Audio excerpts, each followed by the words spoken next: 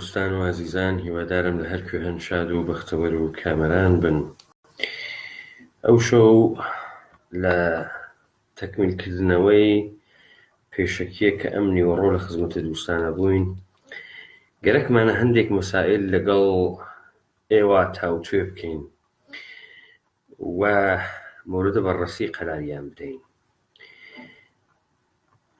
ئێمە ئەوڕۆ ئیشارەمان بە هەندێک مەسائل کرد کە پێویستە بە وردی لەسەری بدوێن و چاوێکی پیا بخشێن و بزانین ئێمە بۆچی حاڵ و وەزعمان ڕۆژ بە ڕۆژ خراپتر ئەبێت، باشتر نابێت و هۆکەشی ئەوەیە کە زۆربەی ئەم مەسائلانە لە کوردستانەوە بەسەر ئێمە ئاوار بووگە، یعنی لەم زەمینانە نەبووگن کەسانێک کاریان کرد بێت لە کوردستانەوە، گەریش بووگن زۆر مەحدود. قاڵبەن هەنچێ لە کوردستانە حاکم بووگە بەحسایەکی ڕەوشن فکری خۆنواندنی سەواد عەرزەکردنی ئەکادیمیکی بووە. کارم بەوە نییە کە ئەو شتانەی کە لە مەراکزی ئەکادیمیکەوە فێر بوون چەند دروست بووە چەند غەڵەت بووە. ئێمەوە سەر ئەوەی کە هیچ کامیان حەی و حازر قاشی لەسەر کوردستاندا نەگرتووە، لەسەر مەسائل اجتماعی کوردستان، لەسەر وجودە کوردانە گرتووەوە، بۆیە ئێمە لەگەڵ بوحرانهایەکی جۆرا و جۆرا دەست بەیەخێن. پێشووتر من بێژم ئەڵێن لە کوردیە حەقیقەت تاڵە. من پێم وانییە حەقیقەت تاڵ بێ، من پێم وایە حەقیقەت غەزەبالوودە، حەقیقەت یەکجار تووڕەیە. دەبێت تووڕە بێت لەبەرەوەی ئەڕواتە شەڕی درۆزنیە، بۆیە غەزەب ناکە، بۆیە لێی ئەترسن. غاڵبەن خەڵک لە حەقیقەت ئەترسی. خراپ نییە ئەگەر ئێمە کەسانێکی وەکو ئێمە کە قسەحایەک دەکەن خەڵک بترسێنێت، چون لەگەڵ ئەو ترسەی کە تیانە دروست ئەوێ ئیمکانی هەست ڕۆ بچنە نێو خۆیان، ئیمکانی هەست کە لە خۆیان پرسیارکەن. حەقیقەت مەوجودە و هیچێکیش نایگۆڕێت. تۆ قبولی بکەی و قبولی نەکەی ناگۆڕدرێت. تۆ قبولی بکەی یا نەکەی کە گولە لەشی تۆ ئەوڕێت، لەوەی کە گولە لەشت ئەوڕێت تەغییری ئیجاد ناکە. لەوەی کە تۆ پێت وایە ئەگەر خۆت هەڵبەی لە بانێکە کە 10-15 متر بەرزایی هەست، ئیمکانی هەست بە دەرسەدێکی فرەسەرەوە بمری، حەقیقەتێکە کە کتمان ناکرێت، جا تۆ قبولی ئەەکەی یان قبولی ناکەی.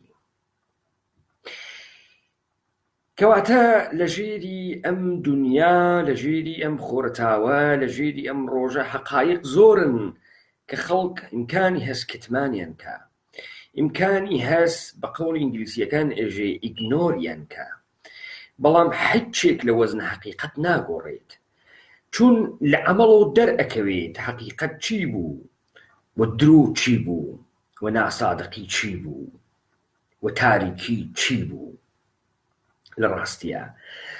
بۆیە من ناترسم لەوەی کە خەڵک بترسێت بڕوات حەزی پێنەکە. تەبیعەتەن من لەگرا بەرنامەی ستەنداپ کۆمدیمدا نەنیاگە خەڵک قاقا پێ بکەنی،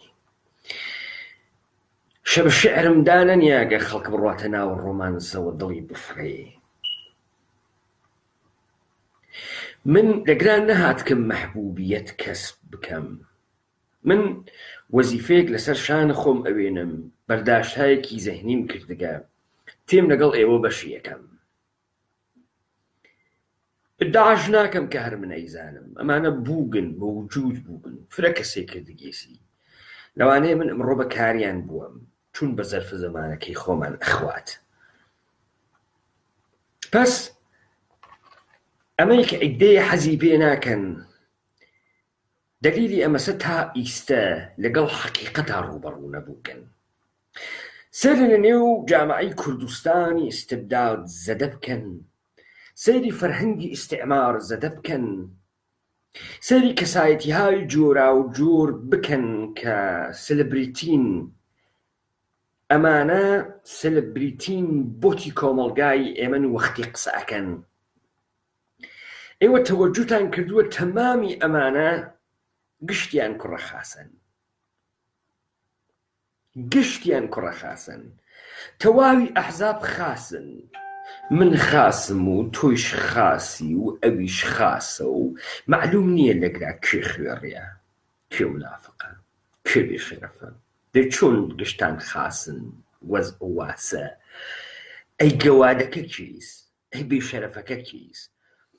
یا مەسەڵەن ئێوە تەوەجۆ بکەن ئەوانەی کە ڕوو بە خەڵکی قسە ئەکەن، نەریتێک بە ناوی نەریتی ئەحزابی کوردی، نەریتی قێزەونی ئەحزابی پۆپۆلیستی خاوەرەمیانەئی یان جەهانە سێوەمی، ئەو نەریتە قێزەونەی کە تێن خەڵکی گەورە ئەکەن و ئێژن هەر ئیتفاقێکە خەڵکیێکە ئەیکا مەیمونە، مبارەکە، پیرۆزە، بە منافقیەکی تەواو ئێوە بڕۆن لە تاریخی ئەم حیزبانە یەک نمونە بێرن ئەمانە لە بەرامبەر ئەکتێکی مردمی کۆمەڵگا وەستابن بێژن ئەم کارە غەڵەتە، ئەم حرەکەتە غەڵەتە، ئەم نۆرمە غەڵەتە، دەبێت لە بەرامبەری بوەستین کە ئیدی نایکەین.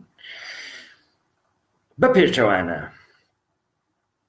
کەسانێک کە دەبێت پێشڕەوی ئەم کۆمەڵگا بن، نەک پێشڕەونیەن، دووچکەی خەڵکیان گرکە و بە شوێن خەڵکا هەڵەقونن، خەڵکیش زۆرینەی زۆریان بازیچەی دەسە قودرەتە داگیرکردن. ئاخرین داستانەکەی بانە بوو لە کوردستانە. ئێوە دیتان ئەحزابە کوردستانی هەر کەس گەرێکی بوو بە نەوعی دەسیتی خاوخۆی بکا بە ساهێوی. ئێوە دیتان ئاغای حەسەنە شەرەفی حزب دموکرات هات ئیدعایە کرد تەشکیلاتی نهێنیان دەسی تێدایە و ئێمە سوور ئەمانزانی کار سپاه پاسدارانە، کەواتە حزب دموکراتیش باڵێ لە سپای پاسدارانە ئاغای حەسەنە شەریفی. جەنابی شت حقوقی لە سپاه پاسدارانی. ئەمە لە کوێوە تێ، ئەمە لە درۆزنی تێت، لە منافقی تێت، لە پەردەپۆشی حەقیقەت تێ. بەڵام ئەم حەقیقەتە چ ئەمانە بیپۆشن چ نەیپۆشن خۆی دەرەخا. ئەم حەقیقەتە مەوجودە، سەمەرەکەی ئەبێ بەمەی کە ئەمانە حەفتا و قوسورە ساڵە حیزبن، هیچیان نەهیچە، ڕۆژ لە دوای ڕۆژ ڕسواترن، ڕۆژ لە دوای ڕۆژ ناکارامەدیان دەرەکرێ. حقیقت ئەمەیە. ئەمما واقعیەتی داستان وایە لەکوێ؟ واقعیەتی داستان ئەمەسە، ئەوەی کە لە ناوخوداگاهی دەرونی ئێمە جێکەوتکە کە هەرکە لە کوردستانە کە بە زوانە کوردی قسەی کرد ئەسلحەیەکی گرتە دەسۆ، جەریانی کەمپەینێکی خستە ڕێوە، نیروێکی ڕەهایی بەخشە بۆ ملەتە کورد. غەڵەتە. حقیقەتی ئەمەسە ئەمانە بە وەزع مەوجود قانع و پێیان وایە پڕ بە پێستیان ئەندازەیانە. لەذا ئەوان وا جەریان ئەوێنەوە کە ئەمان حقیقەتێکی مطلقن، تازە قبولی بکەین و قبولی نەکەین تاریخێکن، پێویست ناکا هیچ کارێ بکەن، دەبێ خۆیان حفزکەن، ژیانی خۆیان نەخەنە خەتەرەوە، ژیانی حیزبیان نەخەنە خەتەرەوە، چوارچێوەی حزب نەخەنە خەتەرەوە، مماشات بکەن لەم وەسەتە، بازی بکەن، ئیمتیاز بگرن، ئیمتیاز بن، ئیمتیاز بگرن و هەر ئیمتیاز ئەدەن. لەگرا لەم وەسەتە تەنیا شتێکە ئەبێ بەنان بۆ ئەمانە شۆڕشە کووردە. یعنی ئیدەیە ئینسان شۆڕشیە لە ناوە جامعی کوردستانە کە ئەمانە ئەتوانن جەزبیکەن بووگە سۆماویەی خەیر بۆ ئەمانە کە دەوڵەتە داگیرکەریش لەمانە کەڵک وەرەگرێت. واقعیەتی ئەمر ئەمەسە ئەمانەن هیچ مێتۆدێک بەرنامەیەک ئەندیشەیەکیان نییە بۆ مبارزاتە ڕەهایی. تەنانەت ئەمانە بەرنامەیەکیان نییە بۆ بەدەستگرتنە دەسەڵات و دەسەڵاتە سیاسی. خۆب ئەمە تێن لە قاڵەبە دڵسۆزی بە مەردمە بۆ مەردمی ئەفرۆشنەوە. و مردمیشیش بەڕاستی چژیرن و حەزمان پێ کرد و ئەوان ئێمە بەژیرەزان و هەڵەگەڕنەوە ئێژن و بەڕاستی مردمی ئێمە تێگەیشتون و جیلی تازە تێگەیشت و جیلی تازە خوێندەوارە و خۆی ئەزانێ چی بکە. ئێمەش یەکێک لەو جیلە تازەین. ئێمەش مردمین، خۆ قاڵاونین، خۆ لە مڕیخدا نەبەزیوین. ئێمەش مردمین، بۆ قسەکانی ئێمەش پێشکەوتووە ناز بۆیەوە. ئێمەش مردمە پێشکەوتووین، خۆمان نەزانین چیەکەین. لە نەزەر ئێوە ئێژم چۆنە وەختێک بە مەزاختان ناخوا حەزی پێ ناکەن لێوە شمشێرەکە بەرەو تەرەفە ئێوە ماسکی ساکەن و شووەکەن بە دوشمن سازی و دەستان بڕات و بلۆکیان بەسەر کابرا. خۆتان ئەبن بە نوێنەرە مردم. پس لەگرام مەسئلەیەک موجودە لەوەی کە تۆ لەم ئینقلاب ئیطلاعاتە، لەم ئینقلاب ئینفۆرمێشنە تۆ واقعاً بە شوێنە حەقیقەت بگەڕی. تەوەجۆ بکەن ڕەفیقەکان، ئێوە ئەڕۆن تەلەڤیزیۆنە LCD ئەسێنن، قەرز ئەکەن، فشار بۆ خۆتان تێرن لەبەرەوەی تەلەڤیزیۆنێکی 54 ئینچی گەورەی LCD سێنن. بۆ لەبەرەوەی گەرەکتانە کەیفیەتە تەسویرێک ئەوێنن بە وردی بیوێنن، بە وردی و بە تەورە عالی کەیفیەتە تەسویر و ڕێزە تەسویر بوێنن. ئێوە بۆ ئەڕۆن ساوند سیستەم ئەسێنن، سیستەمی ئەمپلیفایەری دەنگ ئەسێنن لەبەر ئەوەی بە وردی لە کەیفیەتە دەنگ تێبگەن، لە ڕێزە ڕێزە بوونە شکانە شێشەیەک تێبگەن، لە تەقین و سووتانە باروتە فیشەکێک و داکەوتنە پووکەکەی و سەر و خوارکردنی تێبگەن، لە دەنگی هەناسەی دوو دڵدار کە نزیکی لێوی یەکتری ئەونۆ ڕەپەی دڵیان بشنەوەن. بۆیە ئێوە ئایمپلیفایر ئەسێنن کە کەیفیەتە دەنگ ساوند سیستەم ئەسێنن بە وردی تێبگەن. لە حیاتی ئیجتماعیتانە و لە حیاتی سیاسیتانە دقیقاً دەبێ هەمان حەساسیەتتان بوێت. لە معلوماتێک کە وەری ئەگرن دەبێت دقیقاً هەمان حەساسیەتتان هەبێت لەبەرەوەی کەیفیەتە زیندگیتان ئەواتە سەر، کەیفیەتە ژیانکردن و ئینسان بوونتان ئەواتە سەر. بۆیە واجبە ئێوە تەمرین بکەن وەکو ئینسانێک، وەکو مەوجودێک کە مەوجودێکی ئیجتماعین، هەندێک مەفاهیم بۆ زیست بۆ ژیان لە ناوە ئەم ئیجتماعەت دروستکریاگە لێی تێبگەن. ئێوە مهمە تێبگەن کە مەفهوم و چمکی ئازادی یعنی چی. ئێوە مهمە بزانن عەداڵەت یعنی چی. ئێوە مهمە بزانن ئەخلاق یعنی چی. ئێوە ئەگەر ئەمانتانە زانی ئەو وەخت ئەتوانن بێژن ژیانێکی بە کەیفیەت ئەکەین. دقیقە لەو جۆرەی کە تۆ LCDێک ئەسێنی، ساوند سیستەمێک ئەسێنی، تۆ ناتوانی ئیدعاکەی ژیانێکی بە کەیفیەت ئەکەی لە کاتێکا تۆ بەو مەفاهیمەی کە مەبنای ڕەفتاری ئیجتماعی تۆس، کۆڵەکەی دانانی شەخسیەت و کارەکتەری تۆس، وەمەنیەتی تۆ دروست ئەکا و فەردی تۆ دروست ئەکا، تۆ لێی بێ ئەهەمیەت بی و لێی بوزەری و لێی نەزانیت و لێی تێنەگەی. ئەمە تۆ ئەخاتە جەریانێکەوە کە تۆ حەجێکە لێ نامێنێتەوە ئەگەر لێی نەزانیت. ئەگەر لێی نەزانیت بەڕاحەتی هەر نوسخەیەکت بۆ ئەپێچن ئەیکەنە ناوی مەقسەد. بۆیە ئێمە پێشووتر وتمان کانت ئێژێ دەورانی ڕووناکبیری یان ڕەوشەنگەری یان ئینلایتمنت بریتیە لە دەورانێک ئینسان عەقڵی لە سغارەت دێتە دەرەوە. یعنی چی؟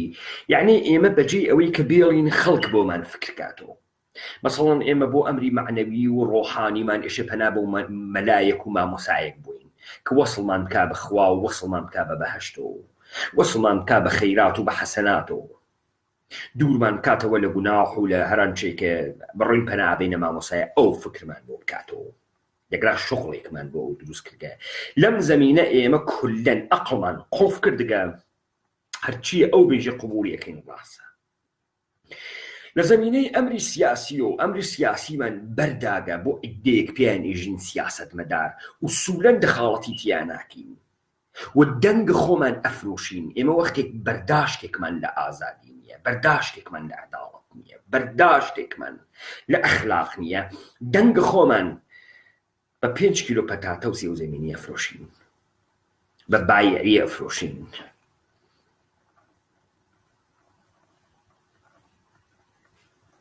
چون ئێمە هیچ بەرداشتێکمان لەمانە نییە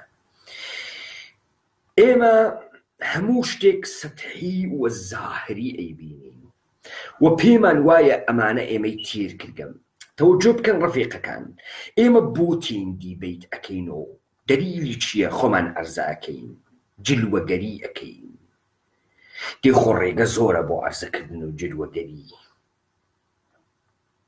خۆ قێزەون ئەبین لە بەرچاوی خەڵکی لە بەرەوەی خەڵک نهاتووەم شتانە لە ئێمە ببیسێ وتم ڕاستی و حەقیقەت غەزەبال و دەتووڕەیە دێخۆ ئێمە شیکیش قسە ناکەین و بە قۆڵ خۆیان با ئەدەب و چوزانم حاڵیان خاسکەی بوو ئەوانە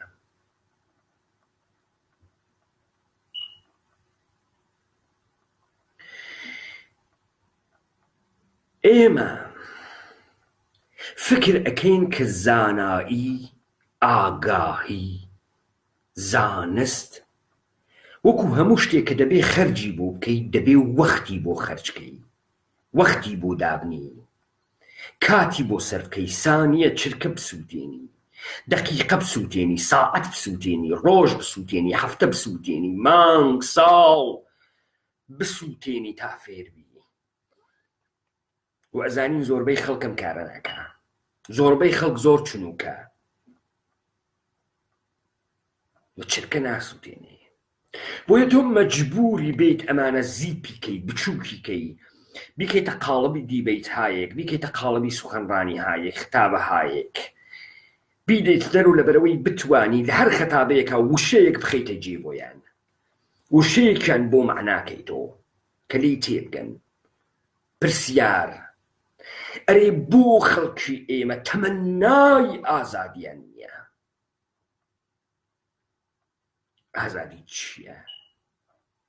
ئازادی پێناسەی زۆرە بەڵام با من هەر لە عەینیاتی بەردەستی خۆتانەوە دەست پێ بکەم با مەسالێکتان بۆ لێبم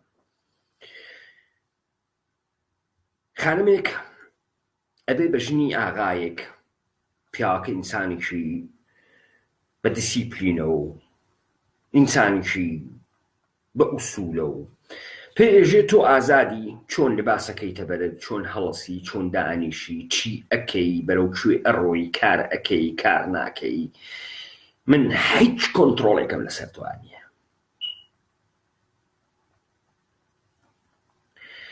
ئەم خانمە لەناو چاوە هەمووی ئێمە بە ئینسانێکی ئازاد پێناساکرێ ئەمە لە واقعە ئەم خانمە ئینسانێکی ئازاد نییە لەبەرەوەی ئازادی ئەم خانمە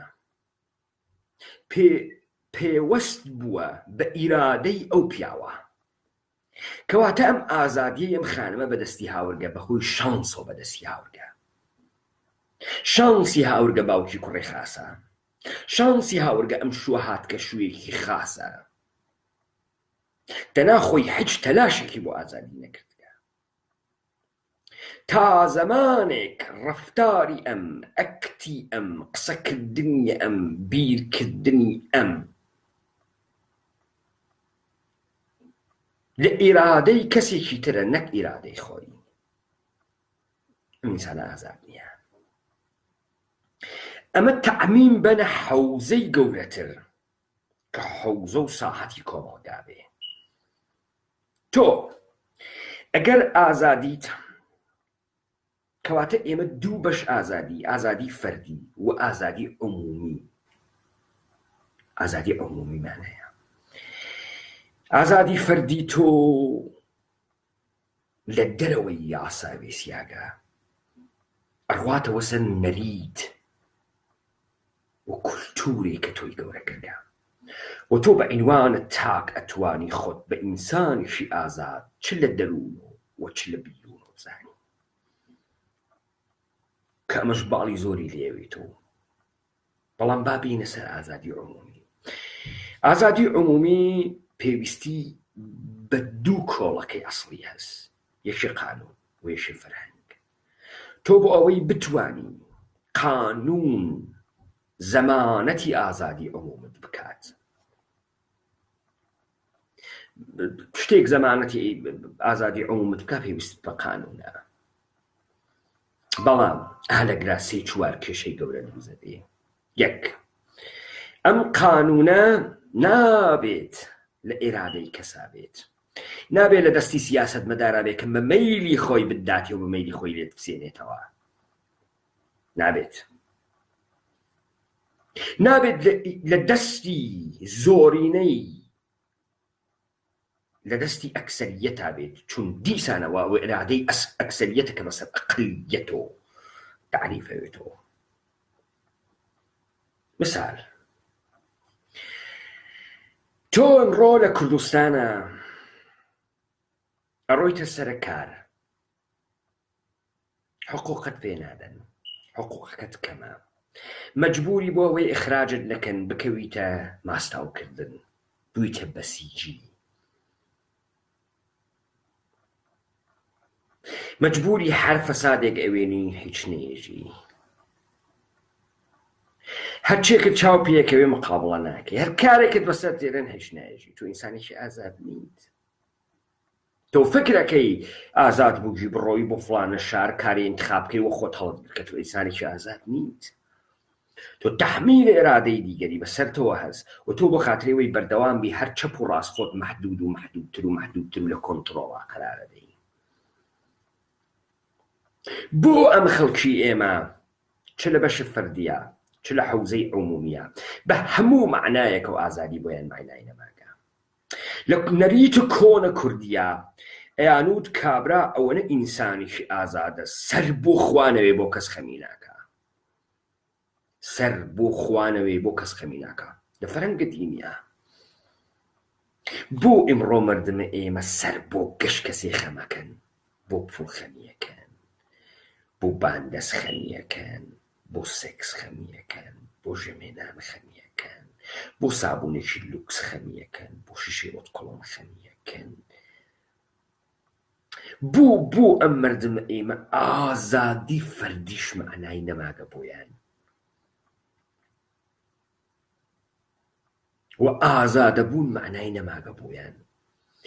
پێش چاویانەوە لە توولە ڕۆژە دەیان بار تەعەدا لە ئازادی خۆی خانەوادەی، هاوشاری، هاوڕەفیقی، هاوسی ئەکرێ و ئەم ورتەی لێوە نایە واکۆنشێکی نییە.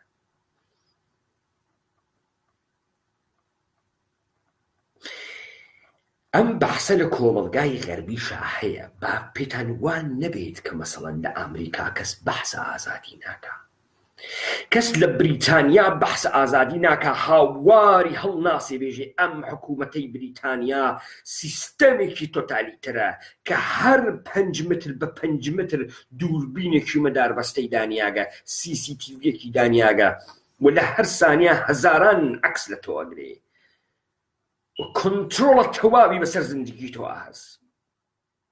بەم سمارتفۆنانە کە دروستیان کردگە، بەم شەبەکای ئیجتیماعیە و بەم دەیتابەیسە و بەم ئەپانەی کە دروستیان کردگە، تەمامە ڕیزە دیتەڵز و ئەوەی کە وا لە ناوە زەهنە توالێت ئەکێشنە دەرەوە لە دەیتابەیسێکە لە جێگەیەکە لەم ئەمریکا زەخیرەیان کردو بوونە خواوی سەرڕووی زەوی. ئەمانە ڕیزە سەلایق مەردم ئەزانن. پێتان وان نەبێت لە ئەمریکا ڕەشپێسەکان بە عنوانی کەمینە بەرامبەر بە پۆلیسێک کە زەمانەتە ئیجرایی قانونی ئازادی لە ئەمریکا هەست معتەرز نییە کە خۆی بازووی تەبعیز و لە بین بردننی ئازادیە. پێتان وانە بێت بەرامبەر بە سیاسەتمەداران و سیستەمە حکوومەتیە غەربی کەسانی ئازادە نین کە لە بەرامبەر زەهنیەت سازی و دەسەڵات بانکدارەکان و دەسەڵات شرکەت‌های گەورەی عەزیم و دەوڵەت و ئەوانە نەوەستابن لە بەرامبەر مەکاتب فکری مختلف لەم ئوروپا و ئەمریکا نەوەستابن. هەن ئیمڕۆژیش هەن کەسانی ئازادەی ئەوە کە ئەگاتەوە نەوبەتە کوردستانە. ئێمە هەموو شتێک لەو چمکانەمان فەرامۆش کردگە. ئێمە ئیمڕۆ حەجەتەکانمان نادا. جاران ئێمە نەریتمان بوو لەسەر یاسای تەبیعەت، natural law، ئەژدادە ئێمە ژیان. ئەم natural lawە ئەخلاق جەهانیشی هاورد بوو. ئەوەی بۆ خۆت حەزی پێ ناکەی بۆ خەڵکیش حەزی پێ مەکە. گیانی کەس مەگرە تا گیانە نەگرن. دزی لە ماڵی کەس مەکە تا دزید لێ نەکەن. درۆ مێژە تا درۆت پێ نەیژن. جوان مێر بە تا جوامێر بن بەرامبەر سخاوەت، جوامێری، مرۆوەت، گەورەیی ئەمانە ئەرزش بوو. و ئینسانی محتەرەم و ئینسانی باش و ئینسانی متکامل ئینسانێک بوو کە ئەم سفاتەی تیا بوو. ئینسانێکی گەورە بوو. ئەمە نەریتی کۆنی کوردی بوو کە لەسەر عەداڵەتە ئەرەستویی بوو، دەستورات مەکاتب دینی بوو و نۆرمە تەبیعیە زندگی و natural law.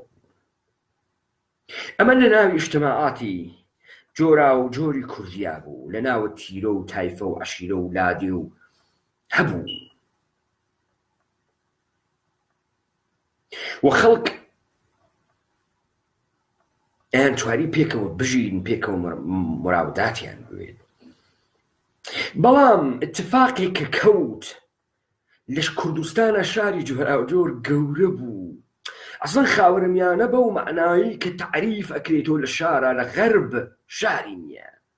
ئێوە عەودەت ئەدەمەوە بە کتێبێک بە ناوی تاریخ جوغرافیاوی نەقشەی شارهای ئیران، نەقشەی جوغرافیاوی شارهای ئیران دەرزەمانە قاجاریە. من هەمە پدیفەکەی توانم داینێمە کە داوای بکە. بێن بڕۆن تەماشا بکەن حەج کام لەوانەی کە پێژن 480 ساڵەوە پێش شار نەبووکە لا دێش نەبووکە.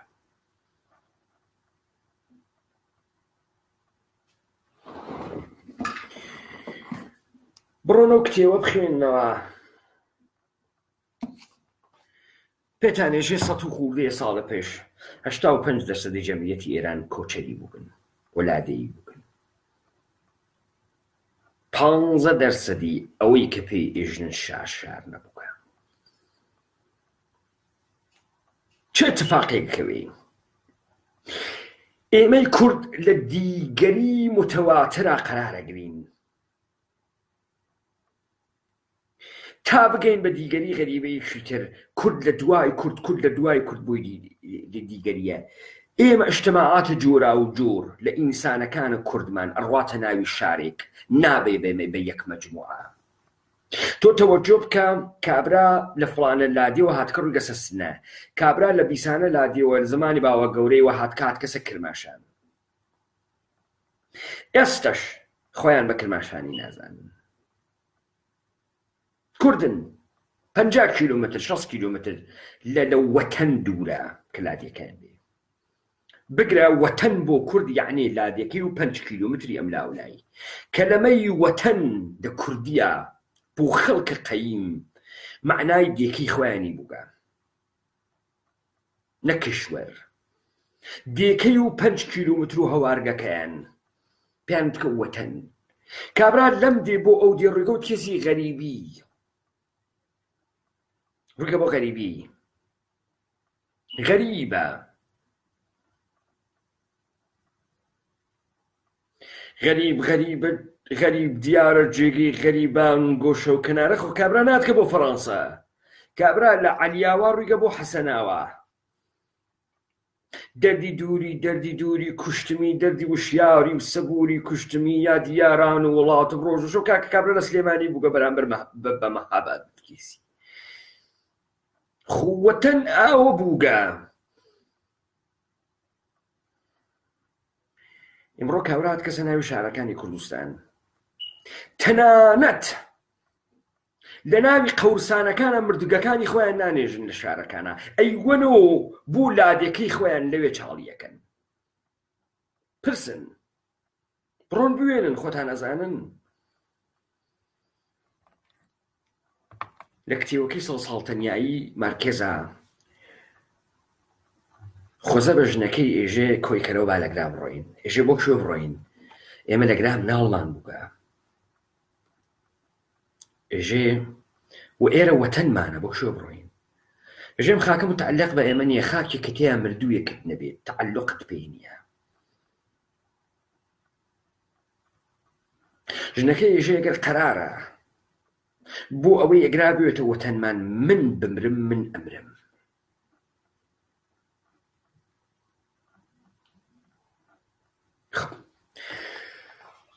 وەختێ ئێمە لە نەریتە باوەکان خۆمان دەستمان کێشا، هاتینە ناو مەجموعەیەکی گەورەتر بە ناو شار. قەبارەمان نەگرت، شکڵمان نەگرت، نەبووین بە ئیجتیماع. ئێستا یەواش یەواش بەرە تۆ ئەوێنیت اتفاقی کەوتکە لە کوردستانە. شار خەریکە ڕواڵەت ئەگرێ، خەریکە ئەیگرێ وەلی گەرەکیانە بیترازێنە. وە بیرتان دێت بوومە لەرزەکەی سەرپێڵمان ناونی ئانقلابە عێشق، و بۆ ئەوەڵین بار بوو کورد ئەحساسی کرد پەیوەندی هەست بە یەکترەوە. سنەی و کرماشانی و ئیلامی و مەهابادی نییە، یەک پەیکەری.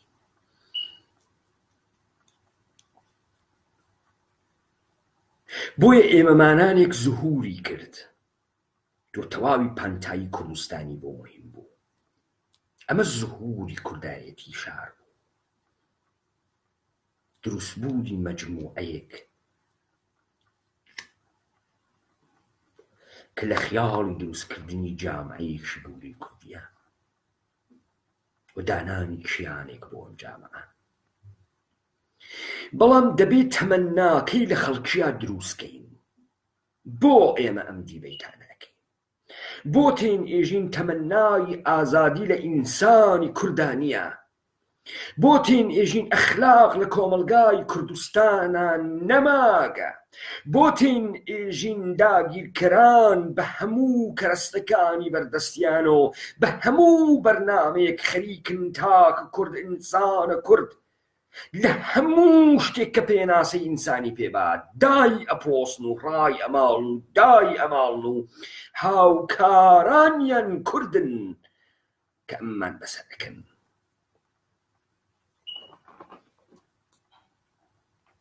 بۆ ئێشێ ئێمە بین تکرارکەین بە شێوەی جۆرا و جۆر مەتاڵب بەڕەسیکەین، گرنگی ئازادی بۆ ئینسانەکان بەحسکەین کە ئازادی چەندە موهیممە لە ئینسان بوونی توە و لە پێناسەکردنی توە بە عنوانە ئینسان و بگرە ئەخلاق. ئێمە ئیمڕۆ بە وردی ئیشارەمان بەوە کرد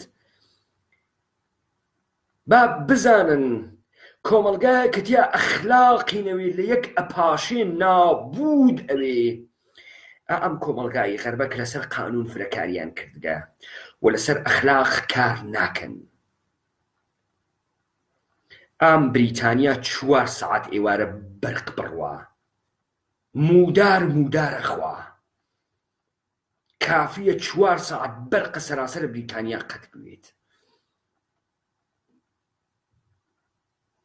ئەمەی کە هەر 5 متر و CCTVیەکیان دانیاگە، یعنی تۆ ئینسانی خەتاکاری، یعنی تۆ ئەو پۆتەنسیەڵەت تیایە دزیکەی، درۆزنیکەی، تەجاوزکەی.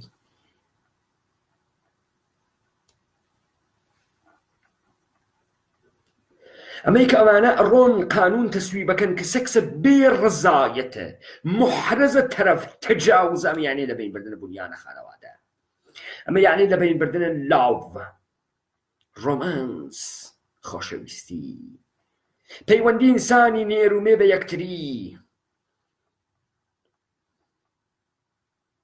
لە بین بردنە بنەمای خانەوادە پیاک بالقوة بالفعل متجاوزة قالك يا بيجيت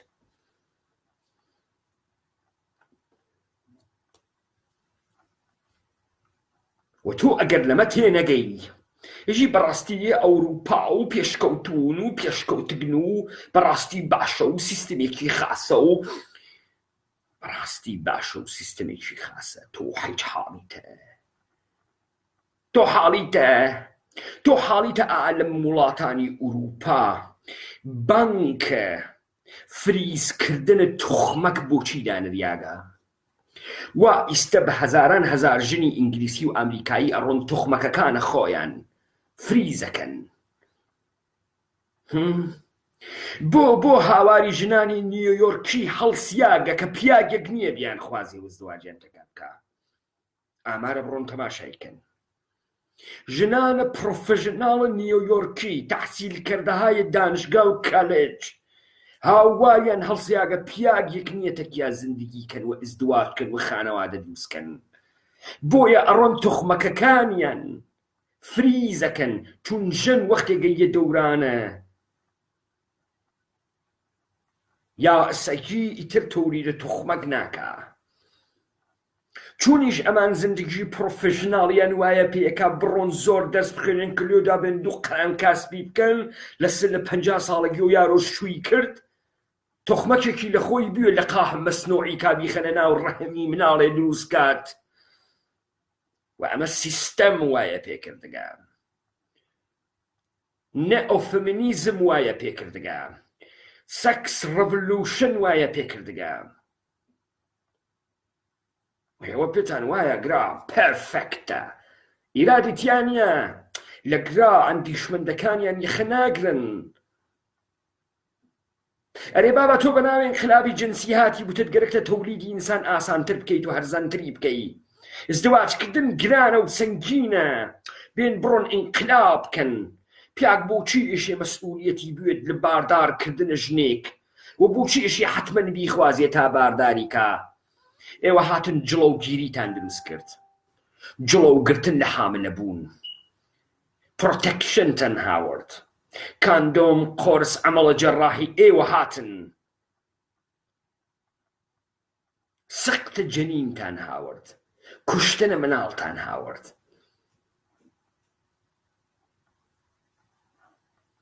ئەمە اتفاقا لە خزمەتە پیاگا بوو بەناو ژن و ئینقلابە جنسی پیاک بێ مەسئولیەت هەر کەمت مەیلی بوێت و گیانەکات مەیلتە بڕۆ هەڵیگرە مەیلت نییە بڕۆ مناڵەکە بکوژە نەتیجەیە کە دایی ئێستا میزانە ژنانە حامڵە و کەنیشکانە ژێرە 18 ساڵە حامڵە و کەنیشکانێک کە سەقتە جنینەکەن دەیان بەرابەرە دەورانێکە کە تۆ مەشیە ئەزدواجە کردایە و حامڵە بوایتە بەر لە دەهەی 60 میلادی ئەمەش ریزۆڵتە ئینقلابە سەکسی وەرد سەکس ڕەڤەلوشن لە ئەوروپا و ئەمریکا بوو بمێنێت سایت ئەفەکتانێک کە دروستی کردگە و خەریکە کۆمەڵگایان نابود ئەکا بچووک بوونەوەی خانەوادە تەشکیل نەبوونە خانەوادە لە بەینچوونە مۆراڵەتی بێدفاعمانە ئینسان لەناوە جامعە مسەیتەربوونە تەواوە دەوڵەت بەسەر تاک ژن و پیاگە تەنیایی و تەنیایی و سکزەدەگی و دڵزەدەگی و نەبوونە ڕۆمانس و ئومیدە بە زندگی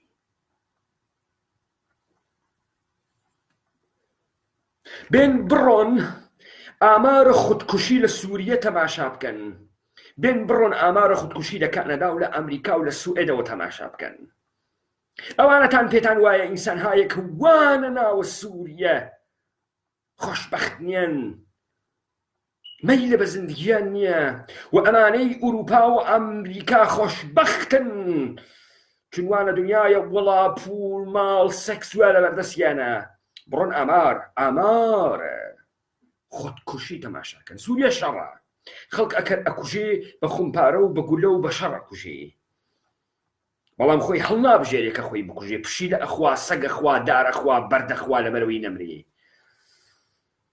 هەڵتێ ئەم وڵاتە ئەو وڵاتەکە 50 ڕێگەیەکە ئاداتە ناوی کەشتی تۆفانە و ڕێ لەبەرەوەی زیندگیکە، کابرا لەغەر بۆ فیشەکێنێ بە تەپڵی سەریەوە خۆی ئەکوژێ. ئەمە دەرەنجامە چی بوو ئێوە دەستان پێوە گرتگە؟ لە ئینحراف جامعەی کوردستانە دەستێکی توولانیتان بوو. ئەمڕۆ ئینسانە کوردە شاری مەترود تەنیا بێپرنسیب بێبەخت کریاگە توهی لە هەموو شتێک. کێ ئەم ڕساڵەتی نیا سەرشانە ئێوە واتان نەکرد بە کۆمەلگای کوردستان، بە کورد و بە داگیرکەرۆ، بە ئەحزاب و بە نخبە و بە قەڵەم بەدەستەوە، بەم پەیجانەی یەک لە دوای یەک حملەکردن بە نەریتە ئینسانە کورد و زندگی ئینسانە کوردی و تعریف نەکردنە زندگیەکی دروست بۆ ئینسانە کوردە.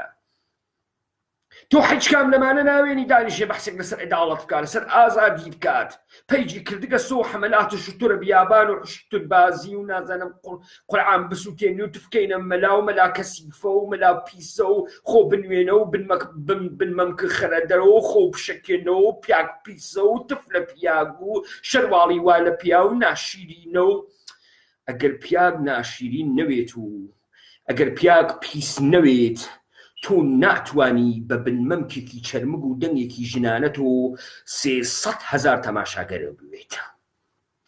ئەیکەواتە ئەم نەخۆشی جنسی پیاوی کوردە بۆ تۆ خاسە، بۆ تۆ فرە خاسە. بەڵام ئێمە سیۆڵمانزلە و قسەی ڕقەکەین و قسەکەمان تاڵە و ئێشی هەسوو، قسەکەی ئێمە تووڕەس خەڵک حەزی پێ ناکە، گەرەکی بڕۆ حەڵی خاسوێ بە ئەو چی ئینسانیەت، بە ئەو چی ئینسانە مەغرور بوون و گەردەن کەش بوون و گەردەن فراز بوون. ئەسەن کێشەی ئەو نییە. ئەو وەکو مەڕ وەکو پەس دروست کردیاگە بلەوە ڕێ وە بپەڕی، بلەوە ڕێ وە بپەڕی. ژنانی کۆمەڵگایش هیچێکیان بۆ مهم نییە، هیچ لە کۆمەڵگای ئارام، نە نەسڵی ئایەندە، نە خانەوادە، نە تەشکیلە خانەوادەدان، نە دروستکردنە ڕۆڵەی ئازاد ئینسانە گەورە، نە دروستکردنە قارەمان، نە دروستکردنە حەماسە، هیچ کاری کرد بوو گەسۆ عەرزەگەری، کاری بوو گەسۆ ئەمەی کە لە ژێرە پێی ئەم فاتح و ئەو فاتح و ئەم پوڵدار و ئەو پوڵدارە بێت و بڕوا و مەرغوبیەتە خۆی و جەزابیەتە خۆی بنوێنێت و لچ پرۆتسکا و مەمک سیلیکۆنکا و قنگ سیلیکۆنکا و عەرزەگەری جنسی خۆی بکا بەشک و نەختی کاتۆ بەشک و پوڵێکی دەستکەوی. و لە ناوت دڵە ئەما ئیتر کۆمەلگا نامێنێت و ئەم جوانیە و ئەم مەمکە سیلیکۆنیە و ئەم لێوت با کریاگە حتا 35 ساڵێکی جواوەداتۆلۆ بعدەویتە پیرەژن و هەر ئەوەی کە تا دوێ کە تۆی سوارە کرد و قەرانتی پێئەدا ئەمڕۆ لە تۆ جوانتر و زەریفترێکە دۆزێتەوە. بڕۆن هاواری جامعەی ئەمریکا دەرهات کە ئێژە ئینقلابە سەکسی پیاگی لەبەین برد، پیاگی سوءاستفادەگەر کرد. پیاگ ئەمڕۆ هیچ کەس حازر نییە ئەزدواج بکە، قورسە سەنگینە، مەسئولیەتی هەز، پوڵ وا لە پشتیا، ئێشە کارکە، ئێشە خۆت بەردەکەی بۆ خانەوادە بۆ بیکە، بۆ کاری وا بکە. سەکسە ئەیکا لە لاکۆڵان و خیابانێکا و لە شەوێکا و لە ئەستەنایتێکا و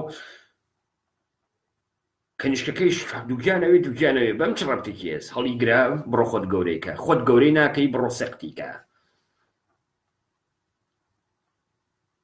دەی ئێوە برتانەوە بە نێو فەمینیزمتان، ئێوە نەتان بردۆ، ئێوە فقط کۆمەلگاتان وێران کردم. ڕۆژ 4-5 دانە چێهرە و سلبریتی بۆ دێرن، تریبونە دەنەدیسی و ژنانە کورد و ئەمانە مبارزن و بڕستی و خەتەنەمانەکرد و تەواوە ئازادی و مبارزات و ئەخلاق خولاسە بوو گەسوو لە ناو گەڵیان ئازادووە، نەبڕۆن و بین و کاورە لە پێناسەی خۆیە لە پەیجە فەیسبووکیە دۆمەستیک پارتنەری هەست، دومستیک پارتنر وەسە سەی ماڵ دۆمستیک یعنی ماڵی پارتنەر یعنی پارتنی ماڵ یعنی لە دەر و دانەیەکی تریشی هەست یعنی ئەمەی ماڵەوە دیلدۆیەکی پلاستیکیە وەلی ئەمە گۆشتیەکەیسی هەسی لە ماڵەوە ئەمەی تر شیکە ئەمەوێتە نمونە و ڕاستی و پێشڕەون لە ژنان و کۆمەڵگای کوردستان ئەمانە فەیکن ئەمانە جعلن ئەمانە بادبادەکن ئەمانە پلاستیکن ئەمانە خەباتی واقعی نین ئەمانە ئازادی واقعی نین ئازادی واقعی وەختی گەرەکە تایمی گەرەکە تۆشی خۆت بگۆڕی دەروونت بگۆڕی بیرونت بگۆڕی تۆشی قودرەتی نەوتن فێر بووی تۆشی سینە ستەبرکردن فێر بووی تۆشی فێر بووی خەڵکی تاریف لێ نەکات تۆشی فێر بووی خەڵکی بایکۆتت کات ئەوانەی کە لە حەقیقەت ئەترسن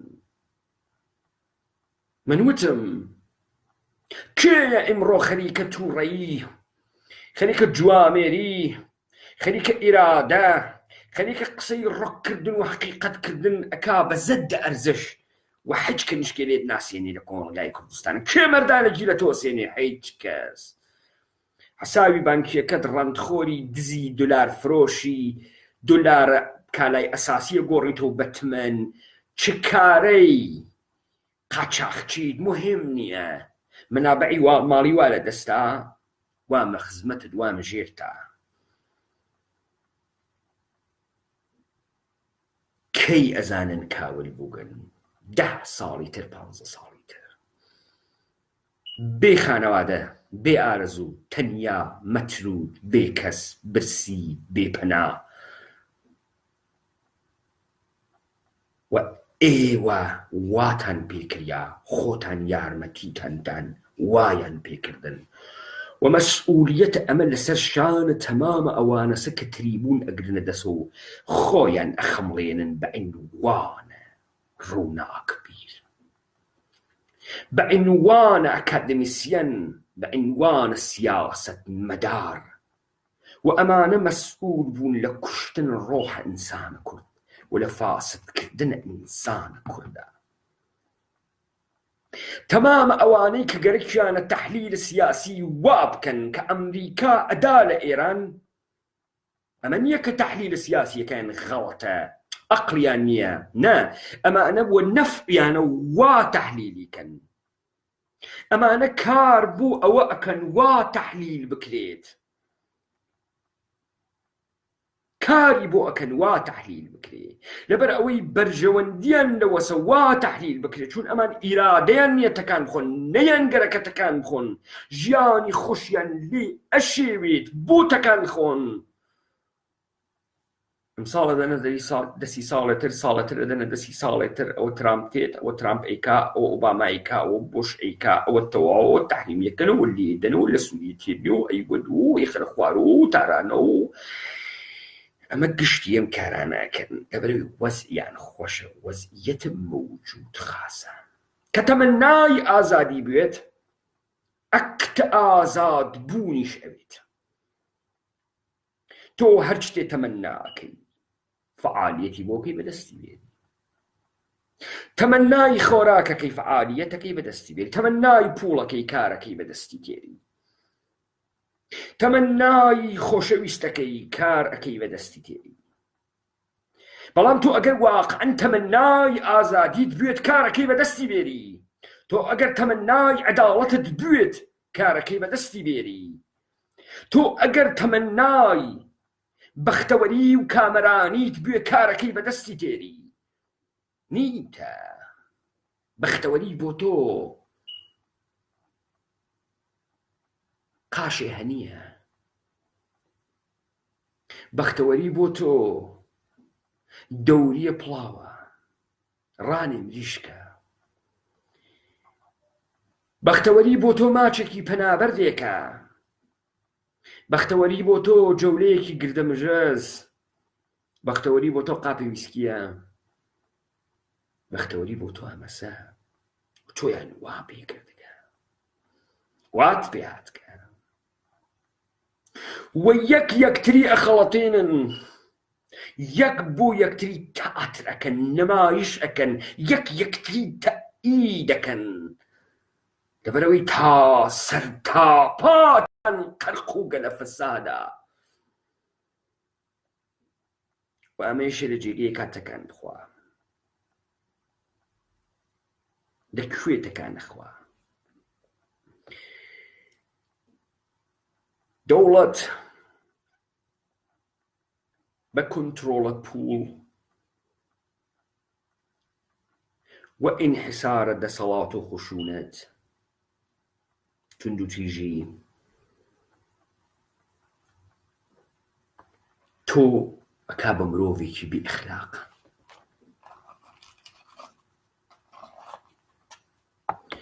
ژێ ئەمنیەتت من تەمینەکەم پێویستت نییە بە ئەخلاق چون بە زۆر تەمینیەکەم دزی لێ بکەنی ئەیانگرم ماڵە بدزن ئەیانگرم بتکوژن ئەیان کوژم پێویستی نییە بە ئەخلاق کۆڵەکە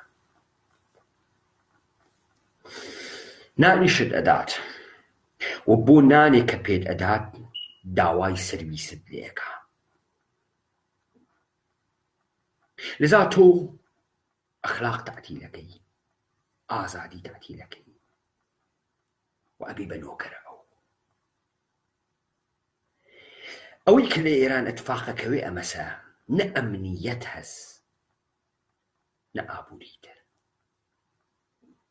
ئەوەی کە دەوڵەت پشتی پێ ئەوەسێ نییە ئەمنیەتە ڕۆحی ڕەوانی نییە ئەمنیەتە شوغڵی کاری نییە ئەمنیەتە ئابووری نییە ڕۆم بپرسن کاورە ئەمڕۆ دوکاندارە زاتی نییە جنسەتی بفرۆشی لەبەرەوەی پارە ناکات و سوها ناتوانێ و پارەیە بووە شتێکی تر بسێنێ و پوڵە بووە شتێکی تر بسێنێ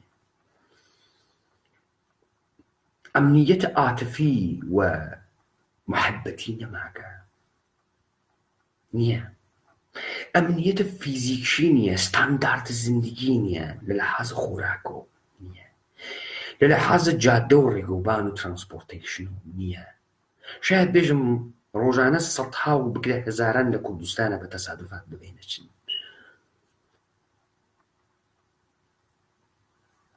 بە نەخۆشیهای جۆرا و جۆرێکە بۆتیانیان دروست کردە لە ڕێگەی ئاو خۆراکەوە کە پێتانە درێ و لە ڕێگەی هەوا و ئەنوا و قسامی سەرەتانێکی پێتانە درێ ناساڵم بوونی ژینگە تۆ هیچ ئەمنیەتێک نییە لەژێر دەسە حکوومەتە ئێرانیە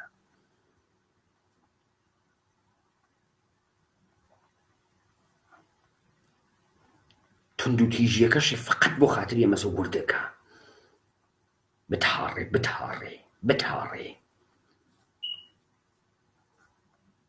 تۆ کافیە لە بەرامبەری بۆستی تۆ کافیە ئێرادەکەی ئێرادەیەکی ئازادت بوێ ئینسان بی لە پەسبوون دەربی ئەتوانی بیگۆڕی دا ئەوانەی کە ئێرادەی خۆیان و کار نەکردن خۆیان بەوە بەس کەسۆ کە ئەگەر نا ئەمن بێنان نییە بیخۆن بۆ ئیستەنان هەیە بیخۆن لە کوردستانایەوە چەند نەفەرتان سکی تێرە بۆ لەمە برسیتر ئەوەن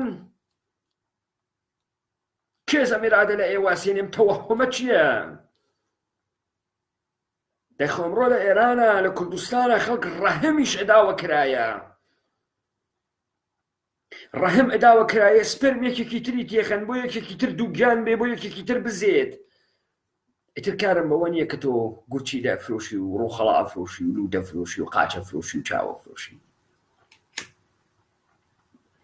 ئەگەریش زەریف بی لەش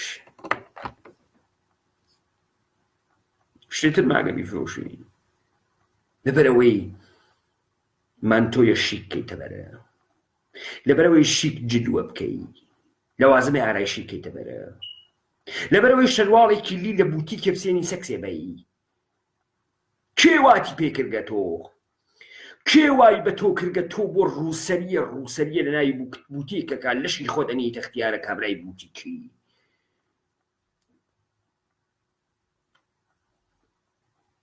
کەی کوردەتوو لە تاریخە ئەوەنەدا ڕوونیا بووگە کەی ئەجدادە ئێمە وا زندگیان کرد کەی بێنن نمونەی بێنن بڕۆ سەیری باوەداوەکانتان بکەن وا زندگیان کرد لە لادەیەکی کوردستانی شاون لەوانەیە نانی پۆینیان خوارد بێت و دۆ بەڵام خۆیانیان هەڕاژ نەکردو و ژیان بەتوو لە تاریخ هەزاران ساڵە ژیان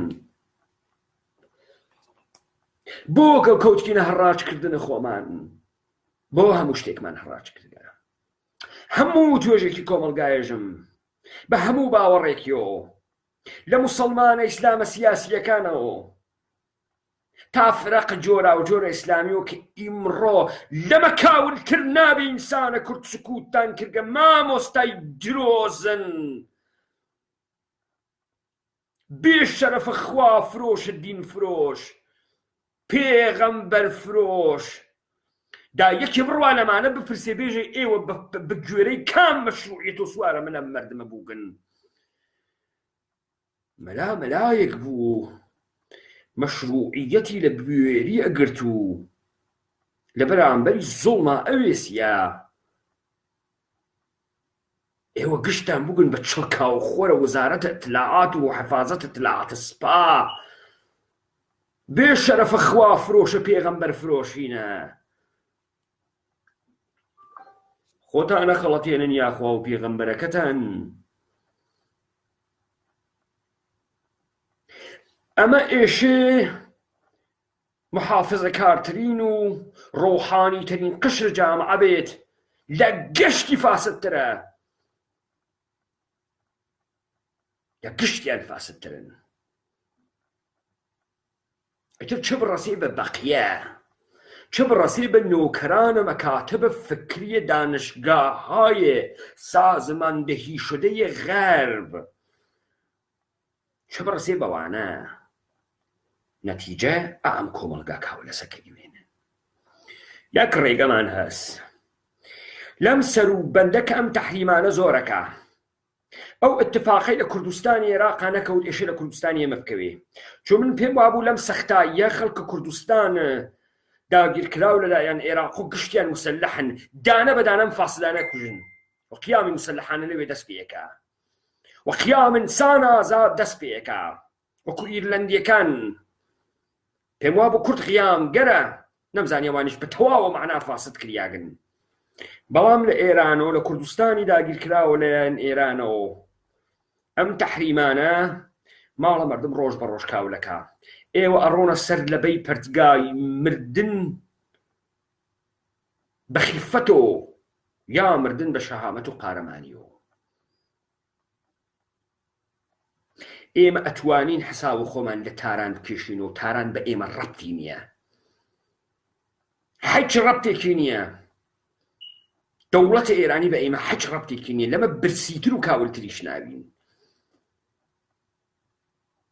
تەواوی حەولی ئێمەشی ئەمە بێت خەڵکی کوردستان ڕەفیقەکان ئەوانەی گوێتان لە ئێمەس ئەوانەی کە هنووز وشتانتان نەنووسووە و وجدانێکی بێدارتان هەست دەست بینە دەست یەکتریەوە بە هەر جۆرێک کە ئەتوانین ئەم کارە بۆی نەبەرەوە ڕساڵەتی من یەکی ئەمەسە ئەوەی ئەزانم بێم بێژمی ئەوەی پێم وابێ دەبێ خەڵک بیزانێت تا تەسمیمی دروست بگرێت تا بڕیاری دروست بدا دەبێ بێم بێژمی چون تۆ نازانی وەختی زانیت ئێشە ئەمەڵی پێ بکەیت ئەوەی کە خەڵک کات دانانێت فێر بوێت ئێمە ئەڕۆین فێرەوین تین بە ئێوەی ئەدەین لەبەرەوەی کاتتان کۆ کاتەوە